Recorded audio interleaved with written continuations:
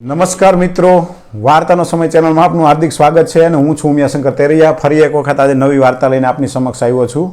વાર્તાનું નામ છે કૃષ્ણ વિરહ. બરોબર, તો ચાલો વાર્તા શરૂ કરીએ.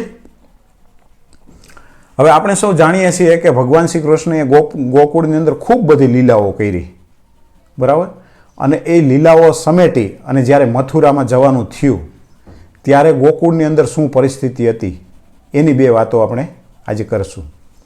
એટલે જ્યારે અક્રૂરજી મથુરામાં કૃષ્ણને લઈને જાય છે અને પાછળથી અહીંયા યશોદા મૈયા અને એટલો બધો વિલાપને આ તે કરે છે, એ આપણે બધા એ કથાઓ ખૂબ સાંભળી છે, હે ને. પણ કોઈ આવી અને શું કહે છે, નંદ બાવાનું ઘર પૂછે છે. કોઈ બજારમાં આવી અને ગોકુળની અંદર આવી અને ગોવાળિયા રમતા હતા અથવા તો જે કોઈ વ્યક્તિ ઊભા હતા એને એવું કીધું કે નંદ બાવાનું ઘર ક્યાં છે. શું પૂછે છે? નંદ બાવાનું ઘર ક્યાં છે, નંદ હવેલી ક્યાં છે. એટલે એ વ્યક્તિ એને કહે છે કે નંદ બાવાને ઘેરે જવું છે? તો કે હા. કે તમે અત્યારે જોવો છો કે આ બજાર ભીની છે? કે હા, બજાર ભીની છે. આ પાણી જે ભીની રેલો જે બજારની અંદર આ પાણીનો રેલો હાલ્યો આવ્યો છે ને, આ બજારે આ રેલે ને રેલે તમે હાલ્યો જાઓ. જે ડેલામાંથી આ રેલો નીકળતો હોય છે ને એ નંદ બાવાનું ઘર છે. એટલે પેલો વ્યક્તિ કીધું કે કેમ? તો કે તમે હાલ્યા. પછી અહીંયા જાય છે એ વ્યક્તિ, એ પાણીના રેલે ને રેલે જાય છે. એટલે જઈને જે જગ્યાએથી રેલો નીકળતો ત્યાં જોવે ને તો માતા યશોદા અને એ ગોવાળિયાઓ અને ગોપીઓ એટલી બધી રડે છે, એટલો બધો આક્રંદ કરે છે અને કાનાને યાદ કરી કરી અને એટલી દુઃખી થાય છે કે એની વાત પૂછોમાં. ત્યારે કોઈ એવા કવિએ કીધું છે કે ભાઈ આ પાણીનો રેલો નહોતો, પણ આ ગોપીઓના, કૃષ્ણના, ગાયોના આહુડા એટલા બધા હતા કે બજારો ભીની થઈ ગઈ હતી. આટલું બધું ગોકુળ છે ને કૃષ્ણ વિહારમાં પાવું થઈ ગયું હતું. હવે બધી ગોપીઓ, બધા ગોવાળો અહીંયા નંદ બાવાને અહીંયા વિરહમાં એટલા બધા ડૂબી ગયા છે કે એને કોઈનું ભાન નથી.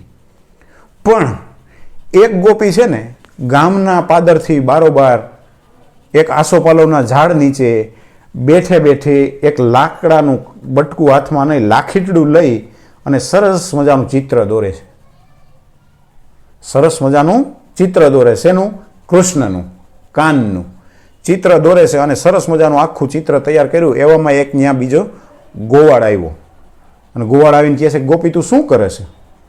એણે જોયું કે કાનનું ચિત્ર દોર્યું એટલે ગોપીએ કીધું જોઈ લે આ કાનુડાનું કેવું સરસ મજાનું ચિત્ર છે. એ કે આમાં આપણું મન મોહી લે એવું છે ને. એ કે એટલે ઓલો ગોવાળ હતો ને દાંત કાઢવા માંડ્યો કે કેમ હસે છે. એટલે ગોવાળે કીધું કે તું છે ને ખરેખર કાન ઘેલી થઈ ગઈ છો, ખરેખર તું ભાન ભૂલી ગઈ છો, ખરેખર તારું મગજ હટી ગયું છે.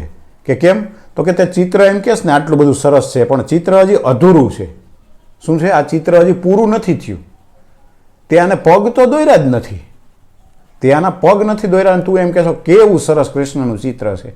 પણ ખરેખર તો કૃષ્ણ પગની આંટી નાખીને ઊભા હોય ને વાંસળી વગાડતા હોય એ ચિત્ર સારું લાગે ગોપી.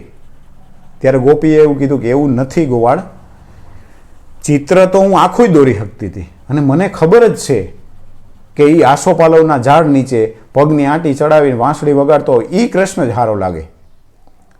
પણ એ કૃષ્ણને અમે નજરે જોયો છે અને એ કૃષ્ણ આજે પોતાના પગથી ચાલીને રથમાં બેસી ગયો અને મથુરા વયો ગયો. એટલે તે પછી આ ચિત્ર મેં દોર્યું છે અને જો આ ચિત્રને નહીં હું પગ દોરું અને આ ચિત્ર બે પગલાં પાપા પગલી કરતું કરતું જો વયું જાય ને, કારણ કે આ ચિત્રના આધારે તો હવે અમારે ગોકુળમાં જિંદગી જીવવાની છે, જિંદગી વિતાવવાની છે. સાચો કૃષ્ણ કાનુડો તો વયો ગયો, હવે જો આ ચિત્રને પગ દોરું નહીં, ચિત્ર જો વયું જાય તો કોને આધારે જિંદગી જીવવી? મિત્રો, આ કૃષ્ણની લીલા હતી અને આ ગોપીનો અને કૃષ્ણનો પ્રેમ હતો. ગોપીઓ કાન ઘેલી હતી અને કાન રાધા ઘેલો હતો. આશા રાખું છું કૃષ્ણ વિરહની જે કાંઈ વેદના હતી એ સમજાવવાનો પ્રયત્ન કર્યો છે.